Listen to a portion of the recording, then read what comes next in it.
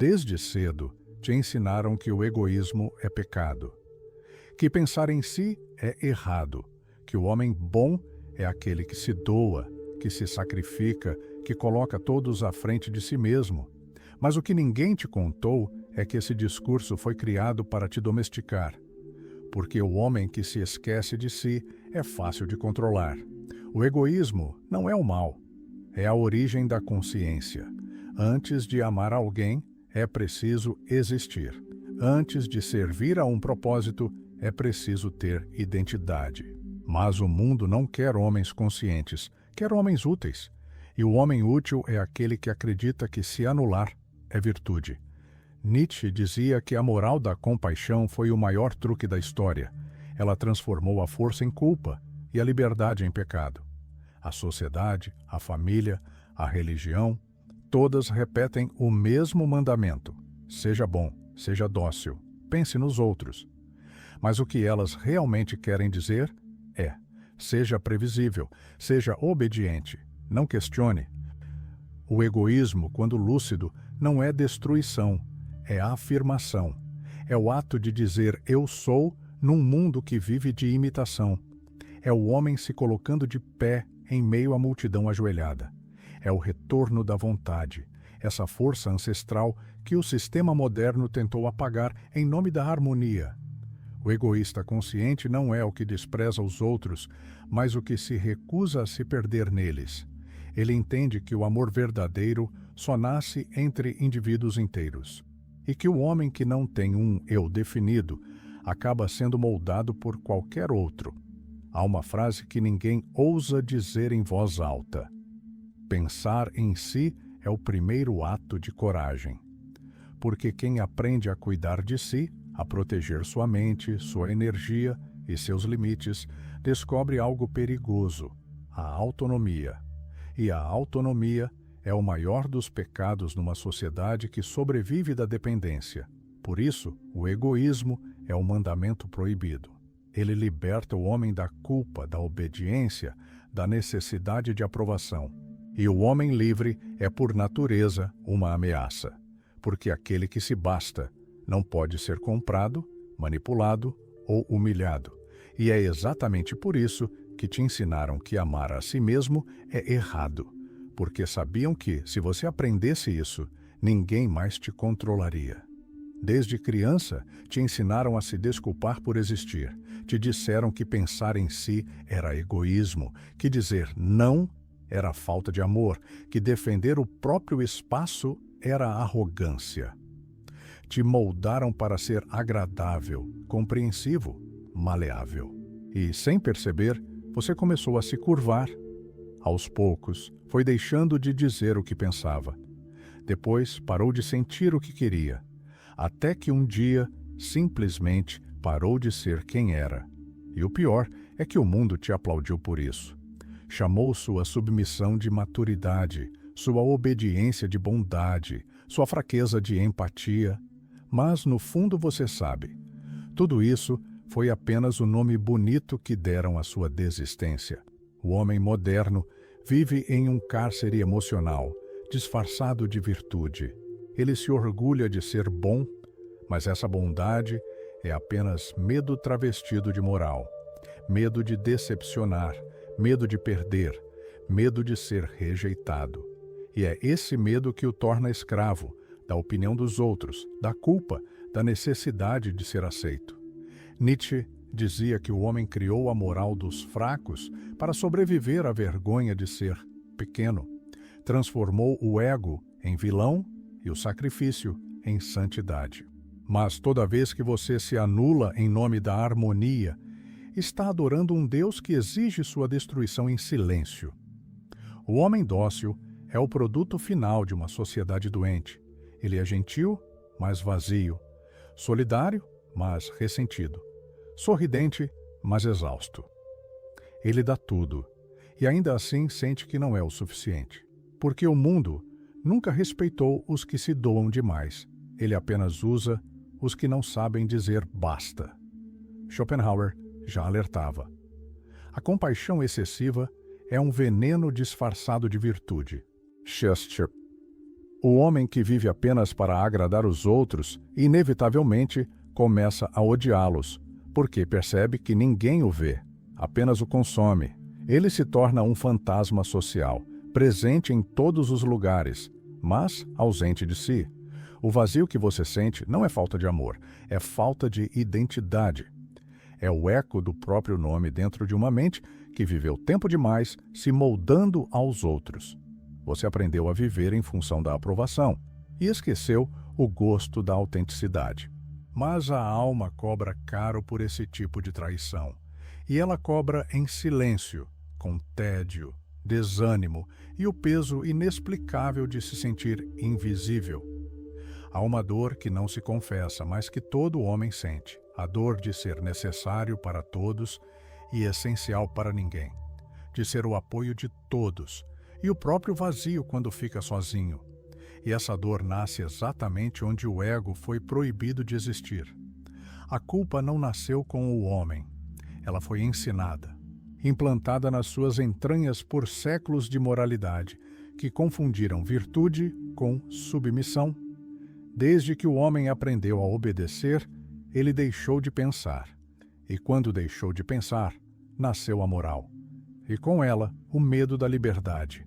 Nietzsche chamava isso de a moral dos escravos, o conjunto de valores criados pelos fracos para domesticar os fortes. Durante séculos, os instintos humanos, a ambição, a força, o desejo, a vontade, foram transformados em pecado. A igreja, o Estado, a família, todos repetiram a mesma mensagem em vozes diferentes. Não queira demais. Não se coloque em primeiro lugar. Não ouse ser maior do que os outros. E assim, a chama da individualidade foi apagada, em nome da harmonia, do amor, da fé, mas a harmonia deles é feita de homens neutros, homens que não incomodam, que não se impõem, que não pensam, homens que pedem permissão para viver. Essa é a tragédia da moral moderna. Ela transforma a força em vergonha e a vontade em culpa. E quem sente culpa por ser forte, acaba pedindo desculpas por existir. Schopenhauer, o filósofo do pessimismo, dizia que a vida é movida pela vontade, um impulso cego e incessante. Mas ao invés de dominar essa vontade, o homem moderno a reprimiu. Aprendeu a conter o desejo, a negar o prazer, a desconfiar da própria voz. Ele não sabe mais querer, só sabe pedir permissão. A religião o ensinou a temer o inferno, a sociedade o ensinou a temer o julgamento e a família o ensinou a temer a rejeição. 3 templos de obediência construídos sobre o mesmo alicerce, o medo. E quando o medo se torna rotina, a servidão se transforma em virtude. O homem passa a se orgulhar de sua própria submissão como um prisioneiro que chama sua cela de lar. Erich Fromm, em O Medo à Liberdade, explica que o homem não suporta o peso da autonomia. Ser livre é assustador, porque a liberdade exige responsabilidade. Exige que você se olhe no espelho e entenda que ninguém virá te salvar. Por isso, a maioria prefere se esconder atrás de regras, dogmas e papéis sociais. É mais fácil obedecer do que existir. A psicologia de Jung acrescenta uma dimensão ainda mais sombria. O homem aprendeu a negar o eu verdadeiro e a vestir uma máscara, a persona. A persona é o personagem que você mostra ao mundo, moldado pelas expectativas alheias. Você a alimenta com elogios, com aceitação, com likes. Mas cada vez que ela cresce, o seu eu real se apaga um pouco mais, até o dia em que você não sabe mais quem está vivendo a sua vida, você ou o personagem. O medo de ser livre é o medo de ser rejeitado, de ser odiado, de ser diferente. E é esse medo que faz o homem preferir o conforto da obediência à vertigem da autonomia. O homem livre está só, mas o homem que se esconde na multidão já está morto. Ser egoísta, portanto, não é um vício, é um retorno à natureza instintiva e criadora que a moral apagou. É o reencontro com o eu que o mundo mandou silenciar. É o ato de dizer não quando todos dizem sim. E esse não é o primeiro passo da liberdade. A virada acontece em silêncio. Não é uma explosão, é um despertar. O homem está cansado, não de lutar, mas de lutar por todos, menos por si. Um dia, ele percebe que passou a vida tentando agradar, e o máximo que ganhou foi ser tolerado. Nesse instante, algo dentro dele se parte, e do estilhaço nasce uma nova voz, fria, firme e antiga. Uma voz que diz: chega. Não é mais o chega da raiva, mas o chega da lucidez. O momento em que o homem entende que o amor sem limites é apenas uma forma sofisticada de escravidão, que quem se doa demais se dissolve e que quem vive para ser aceito, inevitavelmente, será descartado. É aqui que ele redescobre o que Nietzsche chamava de vontade de potência, a força interior que não pede permissão para existir. Essa vontade não nasce do ódio, nasce da clareza. O homem que desperta entende que o verdadeiro amor próprio não é um gesto de vaidade, mas de integridade. Ele não escolhe entre amar os outros ou a si mesmo. Ele escolhe não se perder em nenhum amor. Ser egoísta, neste ponto, não é desprezar o mundo, é se libertar dele. É dizer sim à própria existência, mesmo quando todos esperam submissão. É entender que a compaixão verdadeira começa dentro de si e que ninguém pode oferecer o que não possui. O homem que se escolhe se torna perigoso porque ele não depende mais da aprovação para agir. E um homem que não depende de ninguém é impossível de manipular. Erich Fromm dizia que a maior forma de amor é o amor maduro, aquele que nasce da liberdade, não da necessidade. Amar a si mesmo é o primeiro passo para esse amor maduro, porque só o homem inteiro pode amar sem se diluir. Só o homem que se respeita pode respeitar de verdade. O resto é dependência emocional disfarçada de carinho. O homem que desperta percebe que o egoísmo lúcido é o antídoto contra a culpa. Ele não sente mais vergonha de dizer não, de se afastar, de priorizar o próprio tempo. Ele entende que todo sim forçado é uma traição silenciosa à própria alma. E essa compreensão o transforma. Jung chamaria isso de integração da sombra, o momento em que o homem aceita as partes que o mundo mandou reprimir, a ambição, a raiva, o desejo, o orgulho. Ele as acolhe, as conhece e as domina, e descobre que a força que o moralismo chamou de pecado é, na verdade, o motor da vida. O homem lúcido deixa de ser bom, e isso o liberta. Porque ser bom, no sentido que o mundo ensina, é ser útil para todos e inútil para si mesmo.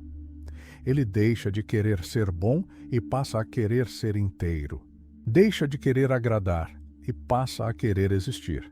Esse é o início da verdadeira rebeldia, viver de acordo com a própria consciência, não com as expectativas alheias. Amar a si mesmo é um ato revolucionário, porque o mundo inteiro sobrevive da culpa daqueles que não aprenderam a se amar.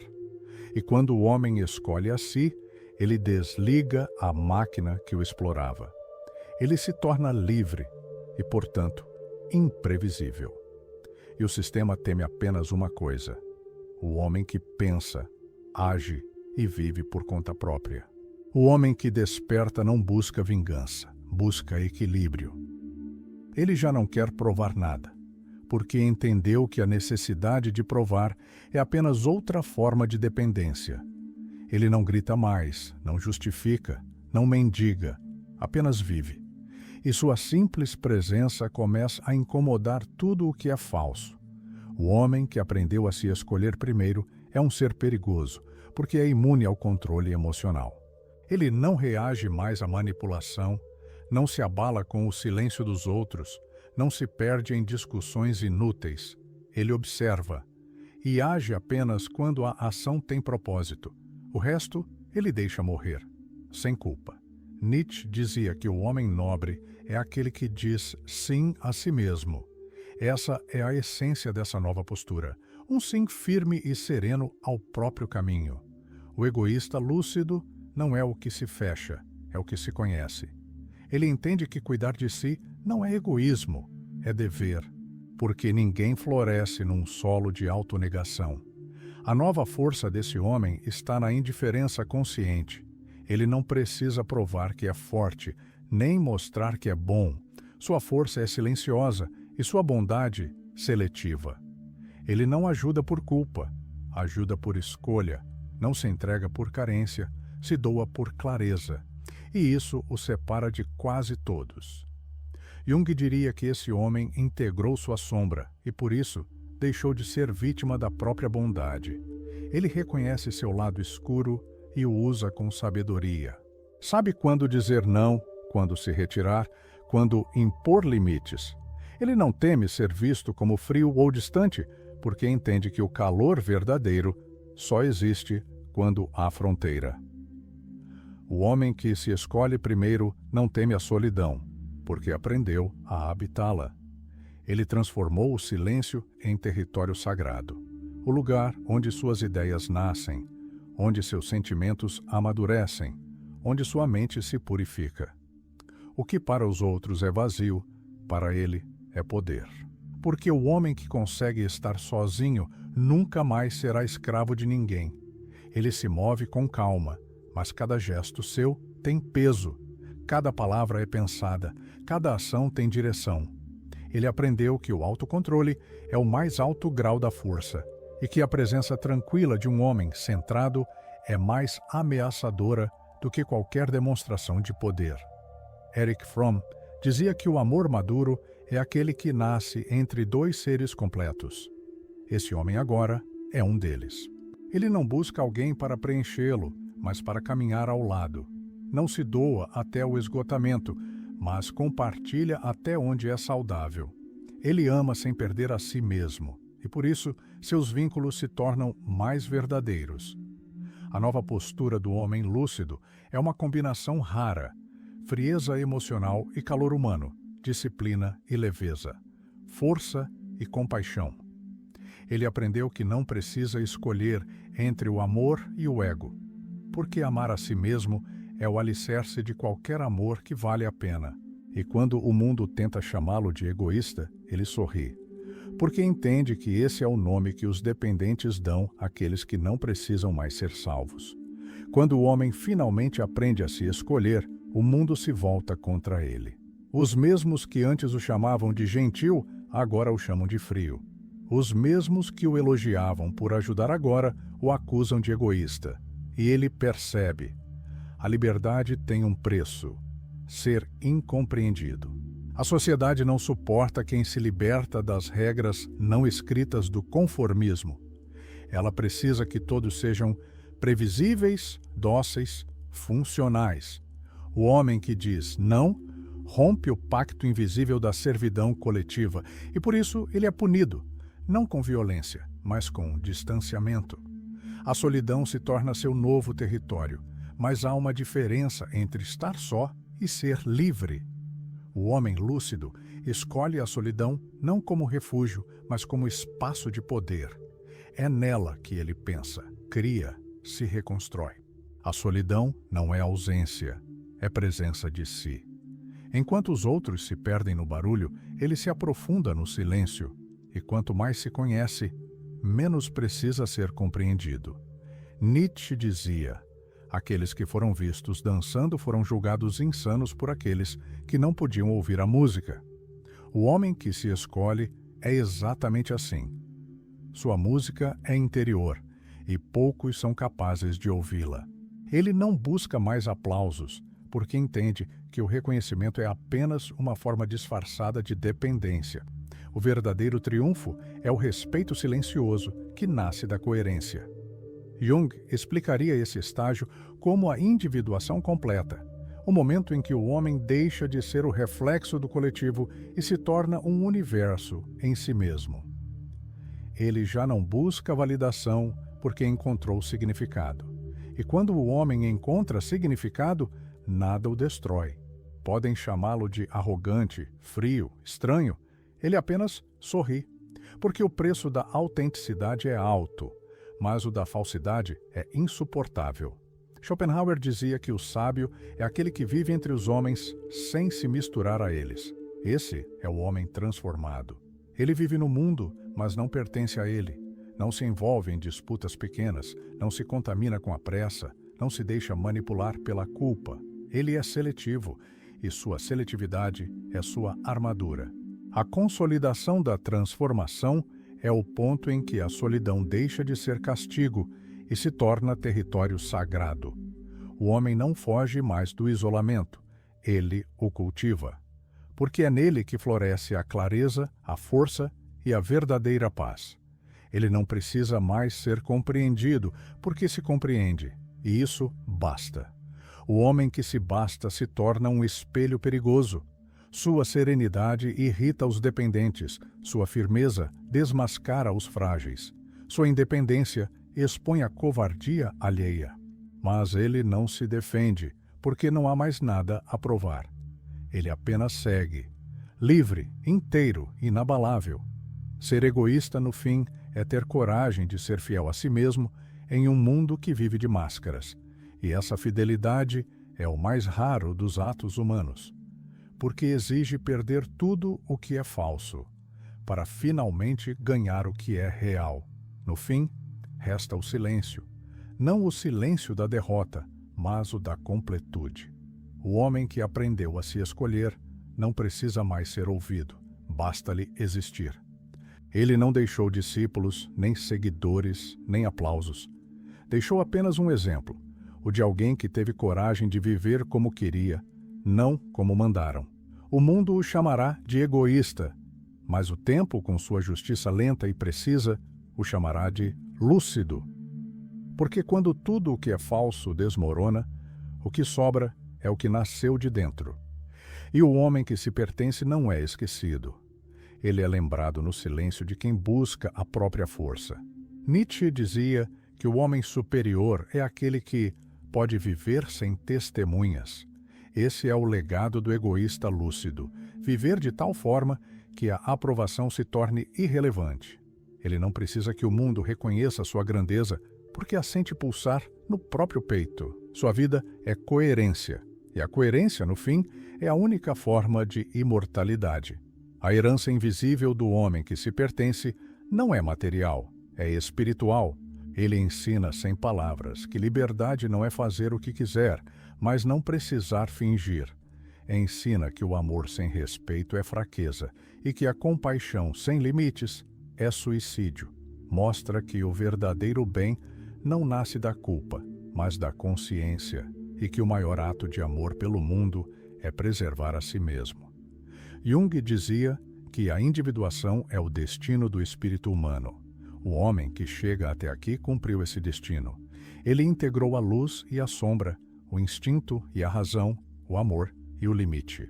Ele não busca perfeição, busca verdade, e por isso é livre.